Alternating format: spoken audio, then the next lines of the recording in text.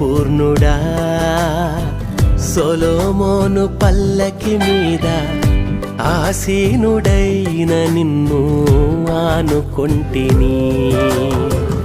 ఎంత క్షేమమో నాకు నీతో పయనము,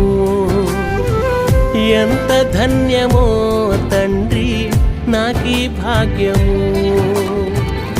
ఎంత క్షేమమో నాకు నీతో పయనము, ఎంత ధన్యమో తండ్రి నాకీ భాగ్యము. నా ఆశ నీవైనందున తనివి తీర స్తుతులర్పింతును. నా శ్వాస నీవైనందున అతిశయించి ఆరాధింతును. నా ఆశ నీవైనందున తనివి తీర స్తుతులర్పింతును. నా శ్వాస నీవైన